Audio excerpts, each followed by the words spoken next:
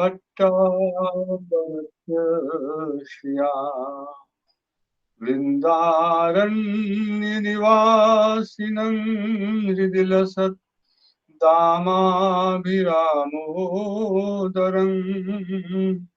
राधास्कन्धनिवेशितोज्ज्वलभुजम् ध्यायेमदामोदरम्।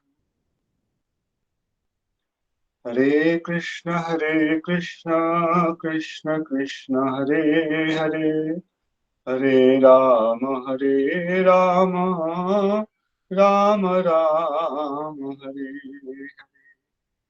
नारायणं नमस्कृत्य नरं चैव नरोत्तमं देवीं सरस्वतीं व्यासं ततो जयमुदीरये।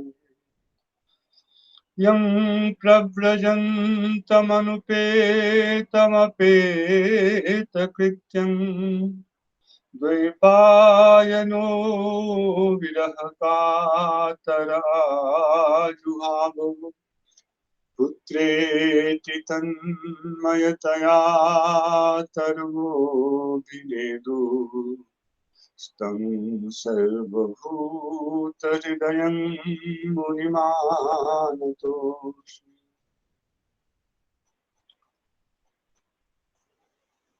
पुरेह भूमन् बहवो योगिनः त्वदर्पितेहानिजकर्मलब्धया विबुध्य भक्त्येव कथोपनीतया प्रपेदिरेञ्जोच्युत ते गतिं पराम्। कल हम लोगों ने श्लोक का सामान्य अर्थ और श्रीधर स्वामी की इस पर की गई व्याख्या का अनुशीलन किया था। कल एक प्रसंग पिछले श्लोक में केवल बोध लब्ध है में जो सनातन गोस्वामी की टीका थी, उसमें वे केवल शब्द का जो अर्थ कर रहे हैं उससे यह प्रतीत होता है, एक बार तो वे केवलस्य शुद्ध आत्म तत्वस्य बोध लब्धे, केवल स्वरूप मात्र के बोध को प्राप्त करने की बात कर रहे हैं। यद्वा कथंचिदपि भक्ति मिश्रितस्य बोधस्य आत्म तत्व ज्ञानस्य लब्धे, इस दूसरे भाग में वे वैसे आत्म तत्व को प्राप्त करने के लिए जो साधन रूप ज्ञान है जिसमें भक्ति का कोई मिश्रण नहीं है, इसको लक्ष्य कर रहे हैं। यही थोड़ा सा सामान्य अंतर जो दास को समझ में आया है, आज उसका निवेदन किया। श्रीधर स्वामी पाद ने कल इस श्लोक की व्याख्या में बताया कि पहले ऐसे अनेक योगीगण जो ज्ञान की अवस्था को प्राप्त कर चुके हैं, तब भी आपके स्वरूप विग्रह से संबंधित महिमा को जानने के लिए उनको अंततः भक्ति के मार्ग का ही आश्रय लेना पड़ा है, और भक्ति का आश्रय लेकर आपको समझ करके, आपके गुणों को समझकर उन लोगों ने अनायास ही परागति को प्राप्त किया है। सनातन गोस्वामी पाद जी यहाँ कह रहे हैं,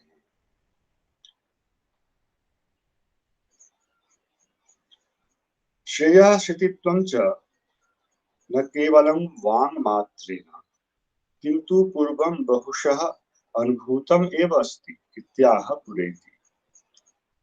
पिछले श्लोक में जो भक्ति की महिमा कही गई कि भक्ति सभी श्रेयों का शरण करने वाली है, सभी मंगल भक्ति से ही निर्धारित हो सकते हैं, होते हैं। यह केवल एक वाग विलास नहीं है, केवल मुंह से कुछ बोल दिया, अपितु यह प्रामाणिक भी है। किंतु पूर्वम बहुशः अनुभूतमेव अस्ति, अनेक बार इसका अनुभव पहले किया गया है, इसी विषय का प्रतिपादन वर्तमान श्लोक में। हे भूमन, हे अपरिच्छिन्न, हे अपरिच्छिन्न महात्म्य, तद्भक्ते एतत् युक्तमेव। आपकी भक्ति की यह महिमा उचित ही है। क्यों?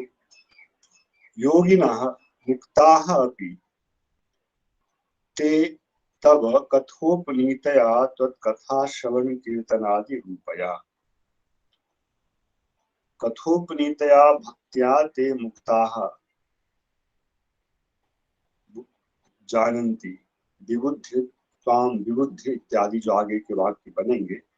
आपके कथा के श्रवण कीर्तन आदि रूप वाली जो भक्ति है,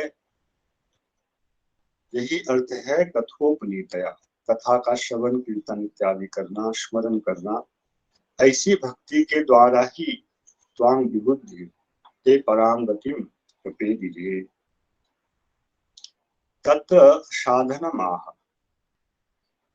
इस भक्ति को, यह तो एक प्रकार से परम गति को प्राप्त कराने वाली भक्ति हो गई। तो इस भक्ति के विषय में साधन क्या है, इसको कैसे प्राप्त किया जाए? यह अपने आप में एक साध्य है।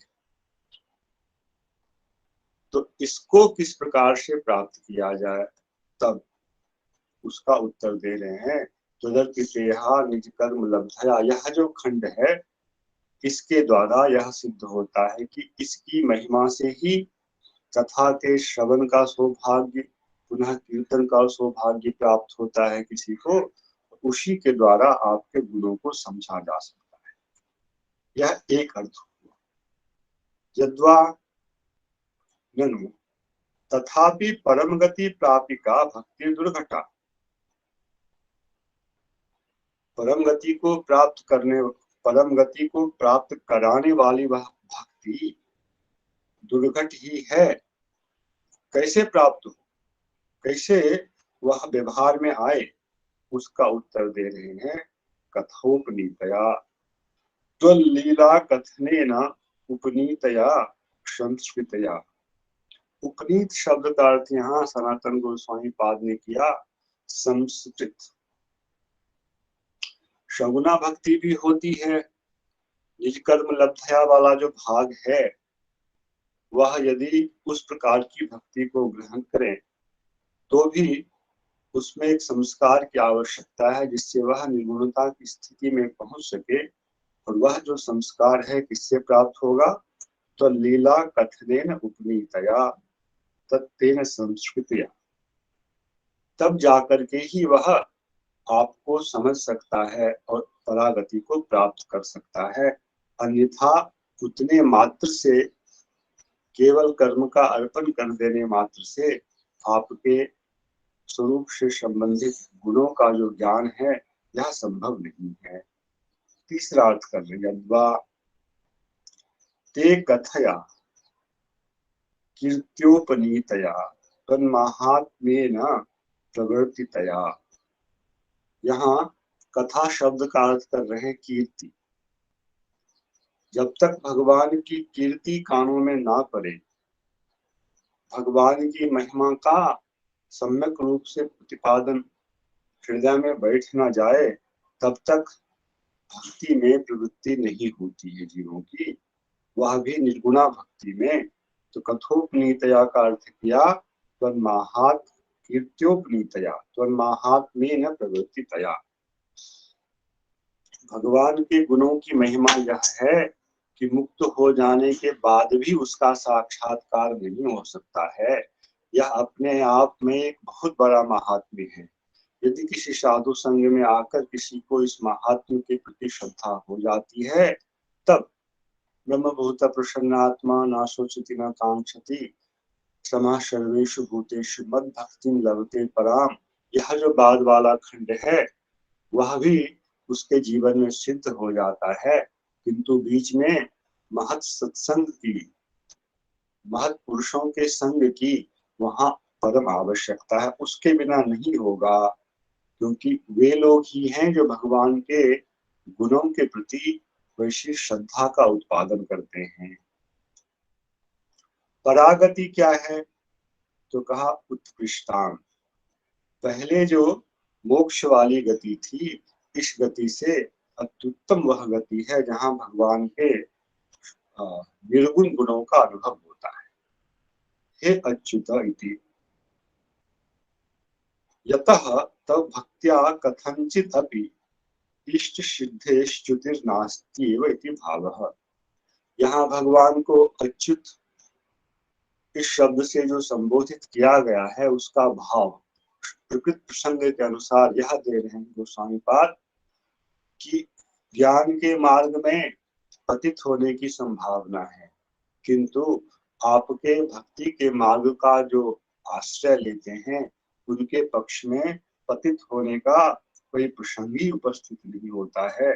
इसलिए आपके लिए अच्युत संबोधन करना ही इस प्रसंग में उचित है। तथिंचत अपि इष्ट सिद्धे च्युतिर्नास्ति, जो अभिष्ट सिद्धि है भगवान के स्वरूप भूत गुणों की महिमा को समझना, उनका अनुभव करना, इससे उसकी च्युति नहीं हो सकती। अथवा एक नया अर्थ कर रहे हैं, भक्त्यैव योगिनः तत्संगिनः सन्तः तव पराम उत्कृष्टां गतिं पदम श्री वैकुंठ आदि लक्षणम प्रेम लक्षण वागति गति विबुध्य परम फलत्वेन अवधार्य ताम एव प्राप्ता। अभी तक प्रायः श्रीधर स्वामी की जो व्याख्यान की व्याख्या की दिशा थी उसके अनुसार ही उसी में कुछ विशेषता सनातन गोस्वामी ला रहे थे। अब स्वतंत्र रूप से एक अन्वय कर रहे हैं। पिछले अन्वय में योगी को ज्ञान की स्थिति को प्राप्त कहने पर भी मुख्य कर्ता जो वहां था त्वदर्पितेहा यह था। अब यहाँ योगी को भक्ति योगी का प्रतियोगी नहीं बनाकर सीधा सीधा अन्वय उसको भक्ति योगी के रूप में ही कर रहे हैं सनातन गोस्वामी पाद। इसलिए बोल रहे हैं अथवा भक्त्यैव योगिनः तत्संगिनः सन्तः।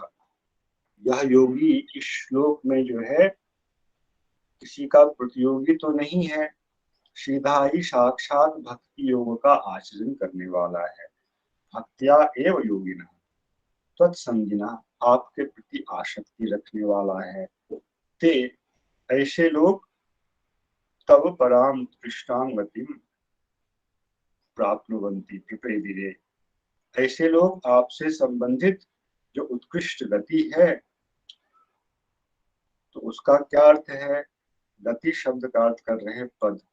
श्री वैकुंठ लोक आदि लक्षणम प्रेम लक्षणम वा, पद का अर्थ दो किया इन्होंने, वैकुंठ इत्यादि भगवत धाम अथवा सीधा सीधा प्रेम, प्रेम लक्षणा गति। इसको जानकर परम फल के रूप में अवधार्य तामेव प्राप्त। पहले तो यह निश्चय हृदय में हो कि जीवों के लिए साध्य जो है यही है, प्रेम भक्ति ही जीवों के लिए साध्य है। भगवत धाम में जाकर भगवान के प्रति प्रेम भक्ति करना ही हमारा परम साध्य है। इस प्रकार के सिद्धांत को अवधारण कर फिर उस प्रेम भक्ति को प्राप्त कराने वाली जो साधन भक्ति है उसका आचरण किया जाए तो उस प्रेम फल की प्राप्ति धीरे धीरे हो जाती है। अन्यत समानम, बाकी सारे भाव जो हैं श्रीधर स्वामी पाद के अनुसार। श्री विश्वनाथ चक्रवर्ती ठाकुर जहाँ सनातन गोस्वामी पाद ने अपने व्याख्यान को छोड़ा है उससे आगे इस व्याख्या को ले जा रहे हैं। एवं श्लोकद्वयेन अन्वय व्यतिरेकाभ्याम भगवत प्राप्तो भक्तिमेव स्थिरीकृत्य तत्र सदाचारम प्रमाणयति।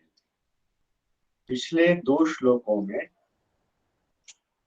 एक तो ज्ञान को छोड़कर केवल भक्ति का आचरण करने के लिए कहा गया और भक्ति से रहित केवल ज्ञान कभी भी किसी भी श्रेय का प्रसव नहीं कर सकता है, इस चीज को प्रतिपादित किया। तो अन्वय व्यतिरेक रूप से भक्ति के अभाव में ज्ञान किसी साधन का प्रसव नहीं कर सकता है, यहाँ व्यतिरेक है। और ज्ञान के अभाव में भक्ति स्वतः ही सब कुछ कर सकती है, वहां अन्वय है। अन्वय व्यतिरेकाभ्याम भगवत प्राप्तो भक्ति में स्थिरीकृत। भक्ति ही अतः एकमात्र साधन है जहाँ उन अपराकृत भगों से युक्त उस परम तत्व को समझा जा सकता है, और इस विषय में सदाचार को यहाँ लाकर, ऐसा पहले भी हुआ है, सदाचार के द्वारा इसे सदाचार इससे संबंधित सदाचार को प्रमाणित कर रहे हैं। पूरे भूमन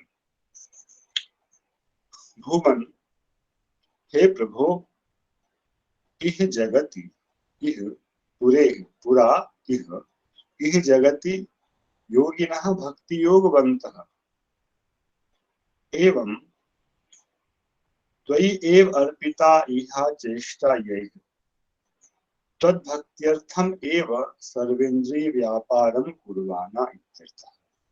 तदर्पितेहा यहाँ सामान्य रूप से अब जो है लौकिक कर्म को नहीं रखा गया।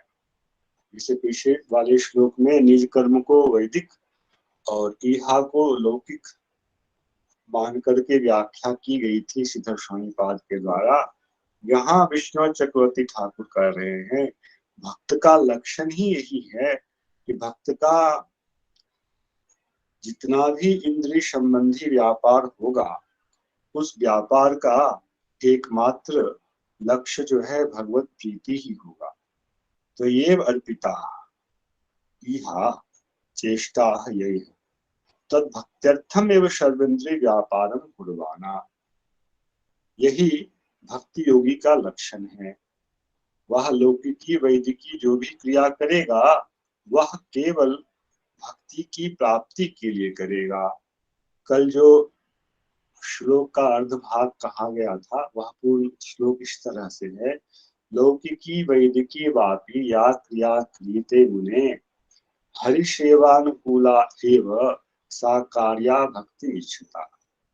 जो भक्ति को ही परम साध्य मानते हैं, भक्ति को ही प्राप्त करना चाहते हैं, उनके लिए साधन की प्रक्रिया यही है कि वे अपनी लौकिकी अथवा वैदिकी जिन भी क्रियाओं को करें, वे सारी क्रियाएं हरि सेवानुकूला एवं शिव, वे सभी क्रियाएं भगवान की सेवा के अनुकूल ही हों। जो क्रियाएं भगवान की सेवा के अनुकूल नहीं है, उन क्रियाओं को छोड़ देना चाहिए, वह वैदिकी ही क्यों न हो। वहां किसी अंग विशेष को छोड़ देने से प्रत्यवाय का कोई भय नहीं है। यही सर्वधर्मानु परित्यज्य मामेकं शरणं व्रज, इस श्लोक अथवा ऐसे श्लोकों का तात्पर्य है जिसको बारंबार विश्वनाथ चतुर्थी ठाकुर ने प्रतिपादित किया है। यह भक्त का स्वरूप लक्षण हो गया कि वह अपनी इंद्रियों से जो कुछ भी करेगा, लौकिक या वैदिक, वह सब कुछ केवल भक्ति के उद्देश्य से ही किया जाएगा। अब रह गया जब त्वदर्पितेहा का अर्थ आपने ऐसा कर दिया तो निज कर्म लब्धया का क्या अर्थ होगा, उसके विषय में कह रहे हैं चक्रवर्ती पाद। भक्ति योग श्रद्धावताम वर्णाश्रम कर्म अनधिकारात् निज कर्म श्रवण कीर्तनाद्येव तेन लब्धया। जो लोग एकांतिक भक्त हो चुके हैं, भक्ति ही साध्य है, और किसी भक्ति साध्य तो है किंतु उस साध्या भक्ति को प्राप्त कराने के लिए भक्ति के अतिरिक्त कोई साधन भी समर्थ नहीं है।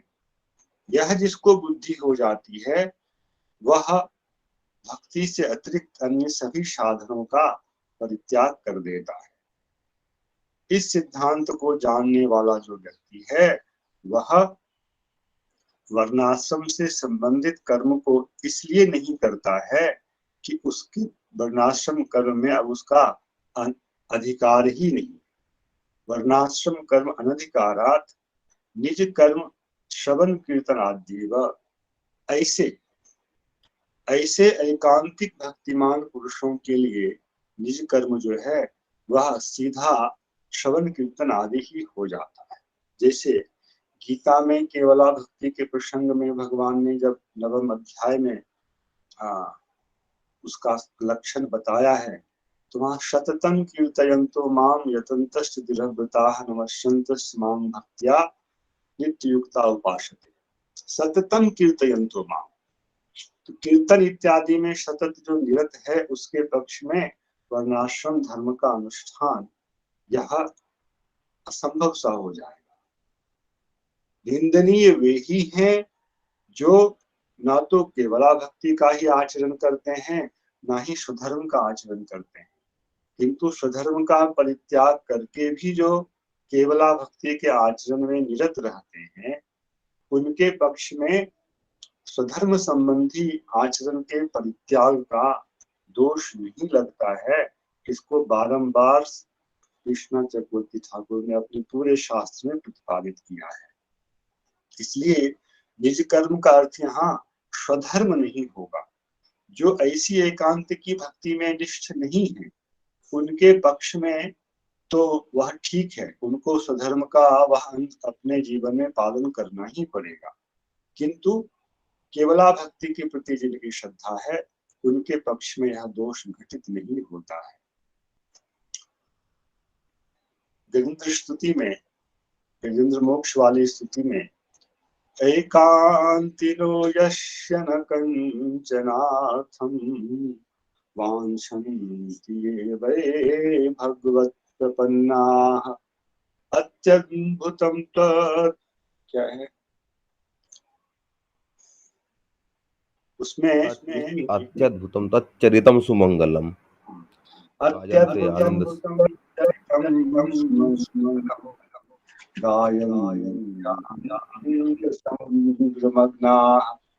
यहाँ उन लोगों को आनंद समुद्र में निमग्न है, इतने में ही भगवान के चरित्र के गायन में ही। यहाँ विशेषतः एकांति न यस्य, भगवान के जो एकांतिक भक्त हैं उनका सदाचार इस रूप में ही प्रमाणित हुआ है, और जो इसमें निमग्न है उनके लिए वर्णाश्रम धर्म का परित्याग जो है वह दोषावह नहीं होता है। यह भागवत का सिद्धांत है। तथापि जो लोग, इसलिए ऐसी भक्ति को तो केवला भक्ति कहा गया, किंतु इसके साथ स्वधर्म का मिश्रण करके जो भक्ति करना चाहते हैं उसको चक्रवर्ती ठाकुर कहते हैं वह प्रधानी भूता भक्ति है। भक्ति गौण तो नहीं है, किंतु स्वधर्म का भी परित्याग वे नहीं कर पाते हैं, इसलिए वह कर्म से मिश्रित भक्ति होती है। किंतु कभी भी मन में यह विचार नहीं लाना चाहिए कि यदि हम केवला भक्ति का आचरण करते हैं तब हमें किसी प्रकार का दोष उपस्थित होगा स्वधर्म के परित्याग में। आप लोगों ने भी जहाँ दूसरा पाठ चल रहा है नारद जी के उपाख्यान का, नारद जी अपने चरित्र को बता रहे हैं, और जो व्यास जी को उन्होंने कहा है वहां स्पष्ट त्यक्त्वा स्वधर्मम चरणाम्बुजं हरेः, यह श्लोक, इस श्लोक का अनुशीलन आपने अभी किया ही होगा और वहां चक्रवर्ती ठाकुर जी के व्याख्यान को पढ़ा ही होगा। इन सब साधनों का प्रथम प्रयोजन क्या होता है? चित्त की शुद्धि, और उस चित्त की शुद्धि के संबंध में भी ज्ञान कर्मादि जितने भी मार्ग हैं, उन मार्गों में वह योग्यता नहीं है जो केवला भक्ति में है। किसी को उसी संदर्भ में यमाद योग पथय के द्वारा नारद जी ने भी प्रमाणित किया है, और वहां भक्ति योग के आचरण का ही साक्षात उपदेश उन्होंने दिया है। इस तरह निज कर्म लब्धया, तेन निज कर्म यहाँ भगवान के कथा का श्रवण कीर्तन इत्यादि, और तेन लब्धया भक्तिया विशेषतस्तु कथया, बाकी सब साधन के अंग जो हैं केवला भक्ति के वे तो आचरित होंगे ही, और साथ ही साथ सबसे अधिक जो आवश्यक है विशेषतस्तु कथया, श्रुत कीर्तित स्मिता, ऐसी जो कथा है जिसका श्रवण हुआ, उसका कीर्तन हुआ और उसका निरंतर स्मरण हुआ, ऐसी जो भक्ति है उस ऐसा जो साधन हुआ, उस साधन से उत्पन्न जो भक्ति है, वैसी भक्ति के द्वारा ही उस गति को प्राप्त किया जा सकता है। और यहाँ जो उपसर्ग का प्रयोग किया गया है, विबुद्ध भक्ति व कथोपनीतया, कथा तो ऐसी हो गई, कथा का श्रवण कीर्तन और स्मरण, तया उप आधिक्येन नीतया प्रापितया, कथा को छोड़ करके, भाव ये दे रहे, कथा को छोड़ करके केवला भक्ति से संबंधित जो आचरण किए जा रहे हैं, वह भी कथनचित जो है कथा का संग ना होने से दुर्बला रह सकती है। इसीलिए विशेषतः सभी भक्तों को भगवान की कथा का श्रवण कीर्तन स्मरण अवश्य करना चाहिए, क्योंकि इससे वह और भी अधिकता को प्राप्त करता है। आधिक्येन नीतया प्रापितया भक्त्या प्रेम लक्षणया एवं साधन दशा के बाद क्रमशः यह जब धीरे धीरे प्रेम लक्षणा भक्ति में पर्यवसित हो जाएगी यह भक्ति, तब साधन भक्ति के द्वारा नहीं, प्रेम लक्षणया भक्त्या एव विबुद्धि विज्ञाय तद्रूप गुण लीलादिकम अनुभूय, उस समय वह भगवान के रूप गुण लीला इत्यादि जो स्वरूप भूत महिमाएं हैं, इनका अनुभव करके परागति को प्राप्त करता है। पराम अर्थात प्रेमवत पार्षदत्व लक्षणाम, ऐसा पार्षद बनना जो परम प्रेमी हो। पार्षद के भी अनेक प्रकार होते हैं, जिसके लिए शारूप्य सालोक्य सामिप्य इत्यादि मुक्तियों की बात कही गई है। प्रेम शून्यता वहां भी नहीं होती है, किंतु विशुद्ध प्रेम जो है उन लोगों में नहीं होता है। किंचित जो है मोक्ष सुख उसमें स्वसुख रहता है, किंतु प्रेम लक्षणा भक्ति में ऐसे सुख का किंचित भी लेश नहीं रहता है। तभी जाकर के वह प्रेमवत पार्षदत्व लक्षणा परागति कहलाती है। ऐसे पराम प्रेमवत पार्षदत्व लक्षणाम गताः प्राप्ताः,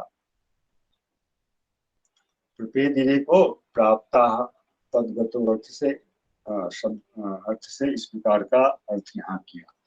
यद्वा, अब नया अर्थ कर रहे हैं, पहले अपना यहाँ जो मुख्य अर्थ है वो कर दिया, इसके बाद बाकी वाले अर्थ को ला रहे हैं, जैसा कुछ श्रीधर स्वामी इत्यादि करना चाह रहे हैं। यद्वा यथा केवल बोधो विफलः तथा केवल योगश्च विफलः अत्र सदाचारम प्रमाणयति, क्योंकि ज्ञान योग और अष्टांग योग, इसको थोड़ा सा अलग विष्णु चक्रवर्ती ठाकुर मानते हैं।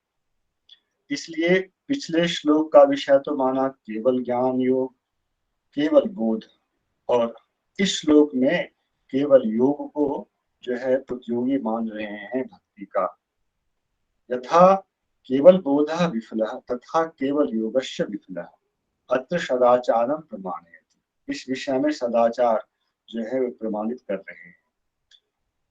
बहुकालम योगिनो भूत्वा अपि योगम निष्फलम ज्ञात्वा, अष्टांग योग की दशा की पद्धति से जो है योगारूढ़ दशा तक भी पहुंच गए, किंतु बहुकालम योगिनो भूत्वा योगम निष्फलम ज्ञात्वा, किंतु योग को उन्होंने समझ लिया कि यह निष्फल है। यदि भक्ति सर्वथा नहीं है, तब तो खैर योगादिरूढ़ अवस्था में भी नहीं पहुंच सकता है। तो उस अवस्था को लक्ष्य करके यहाँ ये कह रहे हैं, बहुकाल योगी बनने का स्वांग किया, किंतु बिना भक्ति के केवल योग को निष्फल जान करके अब जो है जो कुछ भी योग संबंधी उसने चेष्टा की थी, उन सभी चेष्टाओं को भगवान को अर्पित किया। तो ये अर्पित यह चेष्टा, जो भी चेष्टा अब तक साधन की अब आकर के उसने भगवान को समर्पित कर दिया। और चेष्टा च निज कर्म च, चेष्टा का भी और निज कर्म का भी समर्पण कर दिया। यहाँ जैसे श्रीधर स्वामी पाद ने बाद में दोनों शब्दों का एक साथ अन्वय किया था, तदर्पितेहा निज कर्म लब्धया, उस तरह से ही अन्वय, उस तरह से दोनों पदों को मिला करके चक्रवर्ती ठाकुर ने व्याख्या की है। चेष्टा च निज कर्म च ताभ्याम लब्धया भक्त्या, उसके द्वारा जिस भक्ति को प्राप्त वे करेंगे वह भक्ति क्या कहलाएगी? ज्ञान मिश्रा भक्ति। वह केवला भक्ति नहीं कहलाएगी। जैसे अभी कर्म मिश्रा भक्ति के संबंध में कहा, वैसे ही अब जो यह भक्ति करेगा यह योगी, वह ज्ञान मिश्रा भक्ति कहलाएगी।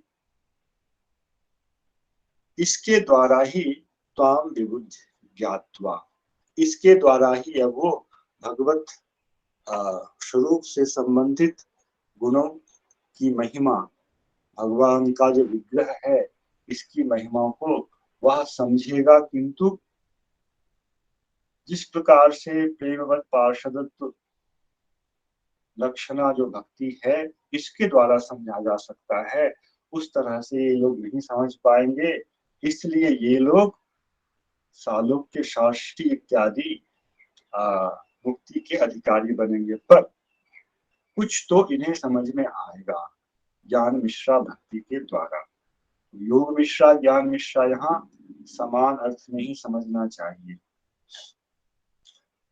अतः इस प्रकार से इस श्लोक का व्याख्यान समाप्त हुआ कि ज्ञान कभी भी भगवान की स्वरूप भूता जो महिमा है इसको नहीं अनुभव करा सकता है। केवल ज्ञान तो कुछ भी करने में समर्थ नहीं है, केवल योग भी कुछ भी करने में समर्थ नहीं है। संसार में भले ही उसके द्वारा अनिमा इत्यादि की सिद्धि की कथनचित प्राप्त हो जाए, ईश्वर भक्ति तो वहां भी है। सनातन गोस्वामी ने तो उसका भी निवारण कर दिया कि बड़े बड़े यज्ञ इत्यादि कर्मों के द्वारा सोचता प्रतिष्ठा ही प्राप्त हो जाएगी, तो वह भी नहीं प्राप्त हो सकती ईश्वर भक्ति के बिना। किंतु इसके विपरीत भक्ति में ही यह सामर्थ्य है, इसके द्वारा ही भगवान को समझा जा सकता है। भगवान को समझा जा सकता है, इस प्रकरण में ब्रह्म शब्द का प्रयोग नहीं है।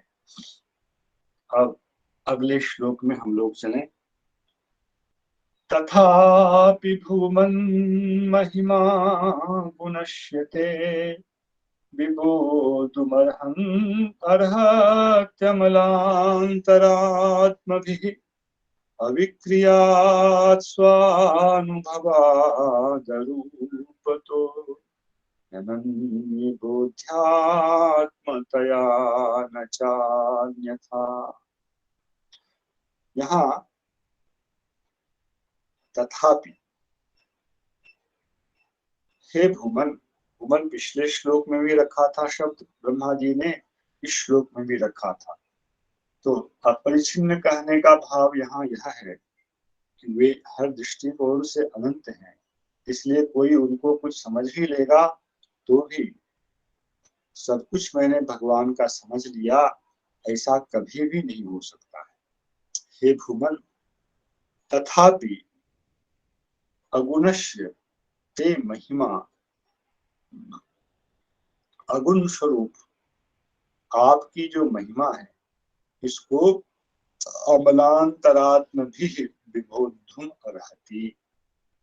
कैसे जान पाता है कोई? अमल अंतरात्मा के द्वारा, निर्मल चित्त के द्वारा ही समझ पाता है। इसलिए चित्त शुद्धि भी आपके अनुभव से पहले आवश्यक है। और कैसे चित्त से? निर्मलता की तो बात हुई, किंतु निर्मलता की दशा का लक्षण क्या है यह अगले भाव खंड में कह रहे हैं। जिस समय जो चित्त आपके दर्शन, शुद्ध चित्त आपके गुणों का अनुभव करने में समर्थ होगा, वह अविक्रियात् स्वानुभवात् अरूपतः, ये तीन विशेषण जो है यहाँ पर चित्त के लिए दिए गए हैं। इसका विशेष अर्थ तो हम लोग टीका से ही समझेंगे। निर्विकार चित्त अर्थात जिस पर माया का कोई प्रभाव नहीं हो, स्वानुभवात, स्व शब्द यहाँ ब्रह्म का ही परमात्मा का ही बोधक है उनके अनुभव से। और अरूपतः का अर्थ यही यहाँ है कि आप वह चित्त जो है गुणों को विषय नहीं बनाता है। तो कुछ ऐसा अर्थ करेंगे श्रीधर स्वामी पाद कि आप जो हैं विषय हैं ही नहीं वहां पर। और अनन्य बोध्यात्मतया न च अन्यथा, आपको अन्य किसी प्रकार से समझा नहीं जा सकता है। यह अंतिम खंड का अर्थ है, न च अन्यथा। श्रीधर स्वामी पाद यहाँ कुछ कह रहे हैं और यहाँ थोड़ी सावधानी की आवश्यकता है कि जो शब्द प्रयुक्त हुए हैं वह बहुत कुछ अद्वैतवाद से संबंधित विषयों का ग्रहण करता है, इसलिए भ्रमित होने की आवश्यकता नहीं। एवं तावत शगुन निर्गुण योः उभयोः अपि ज्ञानम दुर्घटम। अब यहाँ शगुन किसको कह रहे हैं, निर्गुण किसको कह रहे हैं, लोग अपनी अपनी भावना के हिसाब से इसका अर्थ करेंगे। पीछे श्रीधर स्वामी पाद ने दोनों ही अर्थ कर रखे हैं। भूत मनुष्य का एक अर्थ उन्होंने भगवान का वह सगुण रूप किया है और निर्गुण रूप भी भगवान का वे मानते ही, जैसा दास ने सिद्ध किया था कि चित शक्ति के द्वारा आविर्भूत भगवान के विग्रह को मानने वाले हैं श्रीधर स्वामी पाद। तो ऐसे शब्दों के द्वारा श्रीधर स्वामी थोड़े से लोगों को चक्कर में तो अवश्य डालते हैं। तावत सगुण निर्गुण योः उभयोः अपि ज्ञानम दुर्घटम, दोनों ही रूपों का ज्ञान दुर्घट है।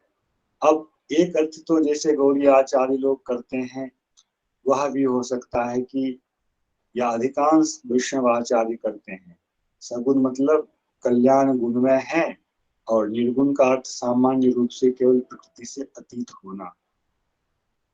दोनों का ही ज्ञान, ब्रह्म के स्वरूप को सामान्य रूप से लक्ष्य किया जाता है तो निर्गुण कहा जाता है। और श्रीधर स्वामी पाद ने निर्गुण शब्द के ऐसे अर्थ का प्रयोग किया है।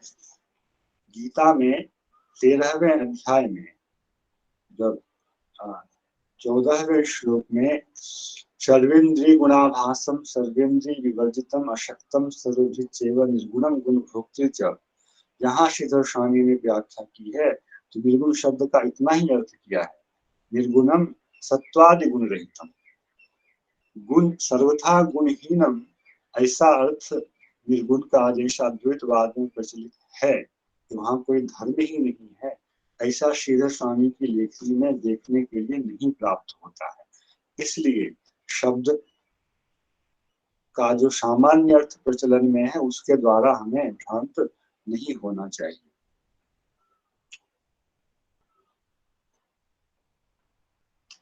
निर्गुण सगुण निर्गुण योः उभयोः अपि ज्ञानम दुर्घटम इति, इतना प्रतिपादित हो गया। तत्कथा श्रवणादिना एव तत्प्राप्ति नान्यथा इत्युक्तम, यह भी स्पष्ट रूप से कह दिया गया, आपकी कथा के श्रवण कीर्तन आदि के द्वारा ही आपकी प्राप्ति हो सकती है। ज्ञान इत्यादि अन्य जितने भी साधन हैं इसमें वे सभी असमर्थ हैं। इदानीं यदि उभयोः अविशेषेण दुर्जेयत्वम् उक्तम, तथापि अभी यद्यपि दोनों विषयों का, सगुण निर्गुण दोनों को ही अविशेषेण दुर्गेयत्वम् उक्तम, किसी में दुर्गेयता की विशेषता नहीं कही गई है, समान रूप से ही दुर्गेयता कही गई है सगुण और निर्गुण की। तथापि गुणातीतस्य ज्ञानम कथंचित भवेत्, जब इतना ही कहा जा रहा है निर्गुण मतलब सत्व इत्यादि गुण रहित, तो उसका ज्ञान कथंचित भवेत्, उसका ज्ञान कथंचित संभव भी है। न तो सगुणस्य, किंतु जहाँ चित शक्त्याविर्भूत गुण है, भगवान का विग्रह है, उसके विषय में तो विशेषता अवश्य है। तथापि गुणातीतस्य ज्ञानम कथंचित भवेत् न तो सगुणस्य, सगुण का ज्ञान बहुत ही दुर्लभ है। तब अचिंत्यानंत गुणत्वात्, क्यों? आपका जो सगुण रूप है वह अचिंत्य और अनंत गुण वाला है। इति स्तौति।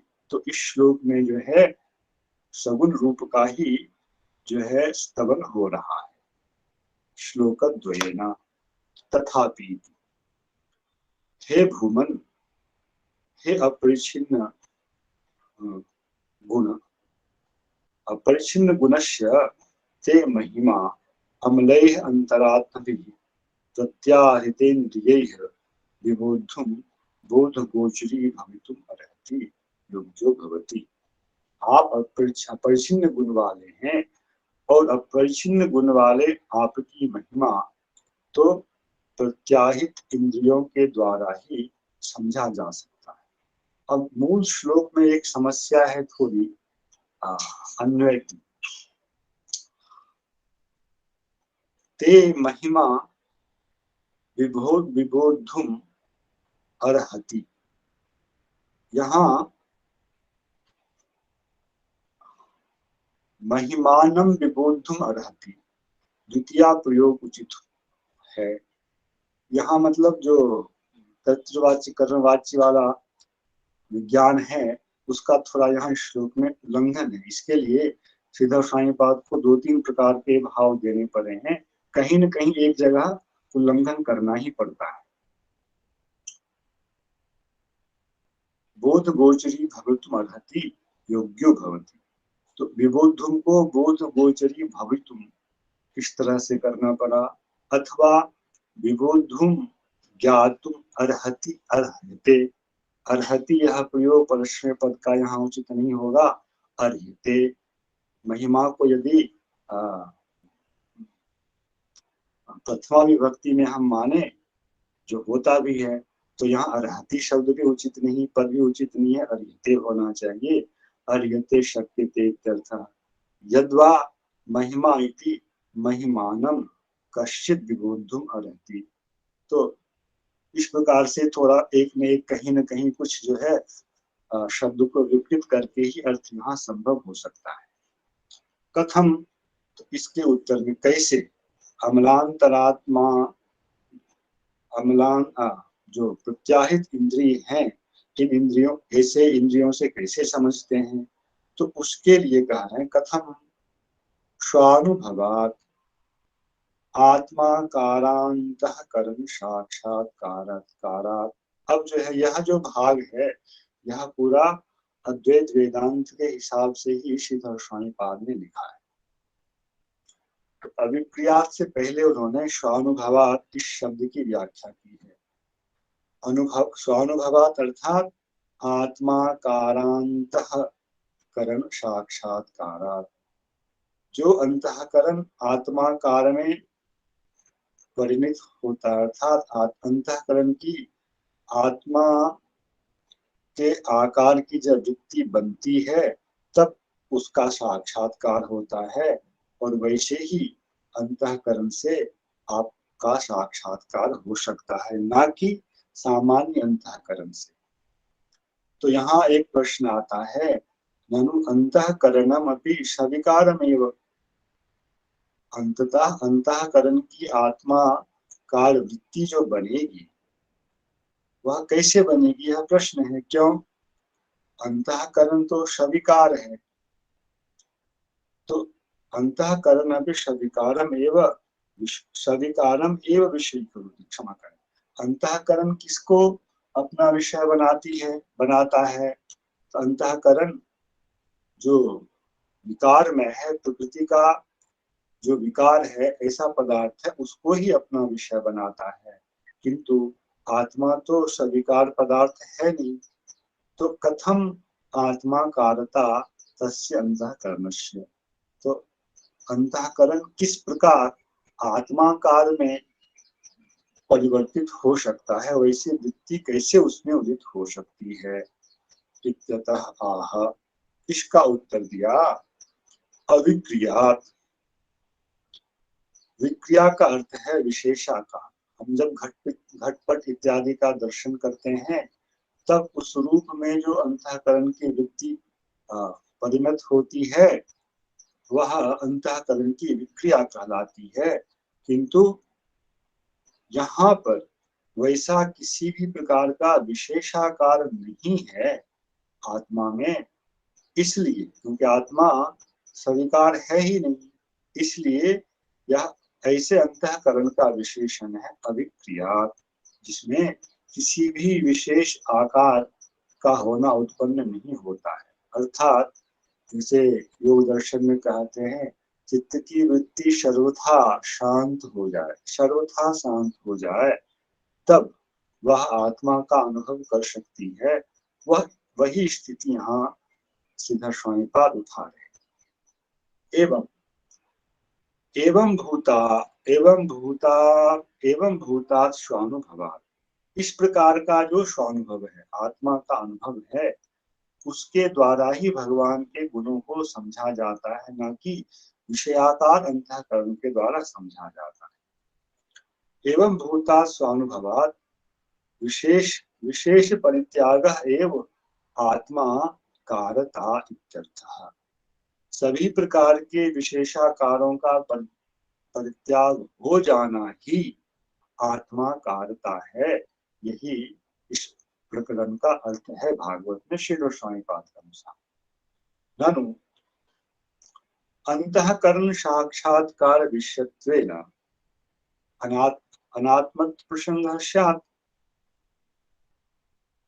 भले ही आपने कहा आत्माकार जो वृत्ति है, इसके द्वारा ही उसका अनुभव होगा जहाँ कोई विशेषाकार ना हो, किंतु यदि हम यह स्वीकार कर लेते हैं अंतःकरण के द्वारा आत्मा का किसी भी प्रकार से साक्षात्कार तो हुआ विषयाकार नहीं होने पर भी, तो जो जो अंतःकरण साक्षात्कार का विषय है वह अनात्म वस्तु है, ऐसी जो एक व्याप्ति मानी जाती है, इस हिसाब से अंतःकरण साक्षात्कार का विषय होने के कारण आत्मा भी जो है यह अनात्म हो जाएगा, अनात्मत्व प्रसंगः स्यात्। इस प्रश्न का उत्तर दे रहे हैं अरूपतः। रूपम विषय और अरूपम अविषय, तस्मात् अरूपतः अर्थात अविषयात, आत्मा जो है यह विषय नहीं है, इसलिए यह जो कहा गया अंतःकरण साक्षात्कार विषयत्वेन अनात्मत्व प्रसंगः, यह व्याप्ति यहाँ घटित नहीं होती है। फिर भी यह सुनकर के कि अंतःकरण का विषय तंत्रतः कहा ही जा रहा है, तो अविषयत्व कैसे सिद्ध हुआ?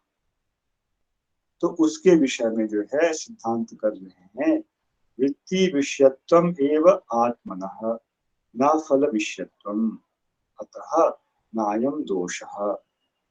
और ये जो है पूर्ण रूप से अद्वैत वेदांत का विषय है कि आत्मा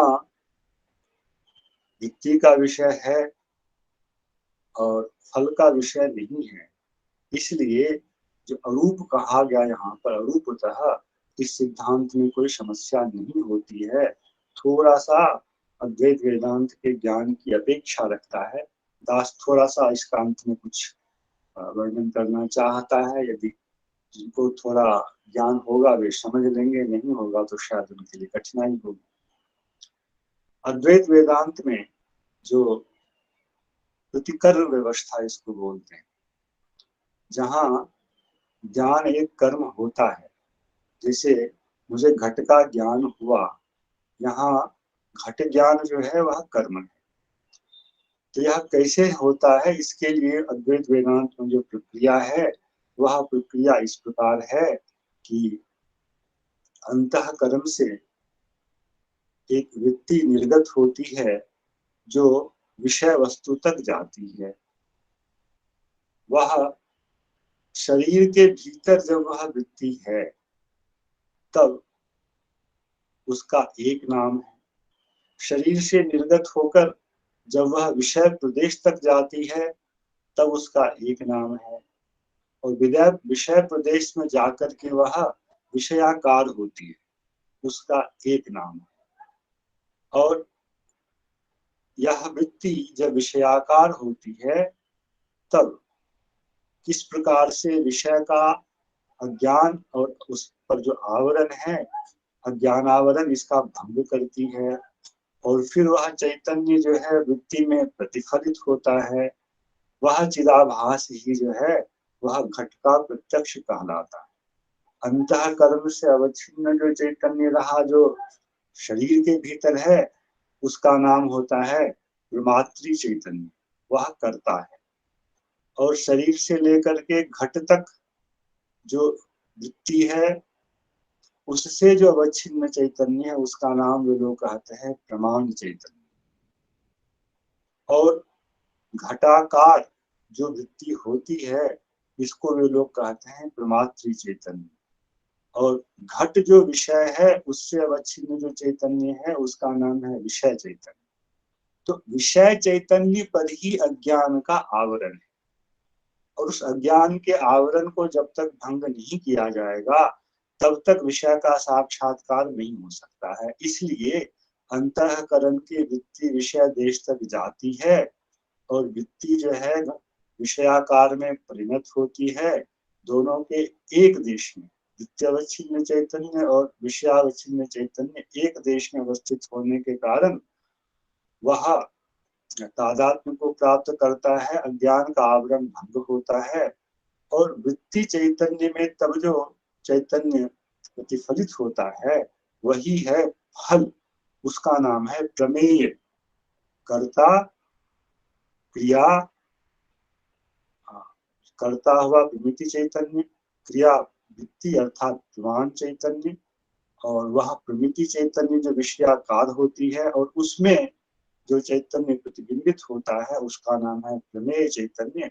और जब हम घट का साक्षात्कार करते हैं तो वह प्रमेय है। यहाँ अंतिम वाला जो भाग है, जहाँ विषयगत अज्ञान के आवरण का भंग होना आवश्यक है, उसके भंग हुए बिना प्रमिति चैतन्य में जो है प्रमेय प्रतिफलित नहीं होगा।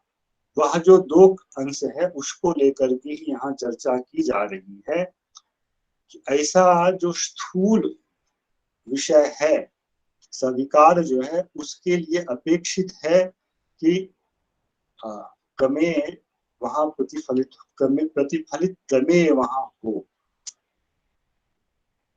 क्योंकि वहां जिस अज्ञान आवरण का भंग होता है, वह तूला अविद्याजन्य है। तूला अविद्याजन्य आवरण भंग होने से चैतन्य की प्रतीति नहीं होती है, चिदाभास की प्रतीति होती है। किंतु जब आत्मा का साक्षात्कार किया जाता है, उस समय वृत्ति चैतन्य तो अपेक्षित है उस अज्ञान आवरण का भंग करने के लिए। वृत्ति अपेक्षित है उस अज्ञान आवरण का भंग करने के लिए जो कि आत्मा पर है। किंतु आत्मा का अज्ञान आवरण भंग हो जाने के बाद आत्मा को फिर प्रतिफलित होने की आवश्यकता ही नहीं है, क्योंकि आत्मा स्वयं प्रकाश है। घट स्वयं प्रकाश नहीं है, इसलिए उसको प्रमिति चैतन्य में प्रतिफलित होने की, प्रतिबिंबित होने की आवश्यकता है, और वही फल चैतन्य, वह फल कहलाता है। तो प्राकृत विषयों के साक्षात्कार में इसको फल व्याप्ति कहा गया। किंतु जब आत्म तत्व का साक्षात्कार होता है, तो वृत्ति का तदाकार होना वह तो अपेक्षित है, किंतु आत्मा पुनः प्रतिबिंबित हो, इसकी अपेक्षा ही नहीं है, क्योंकि आत्मा का साक्षात्कार उतने से ही हो जाता है। इसी को कह रहे हैं यहाँ पर श्री दशाईपाद,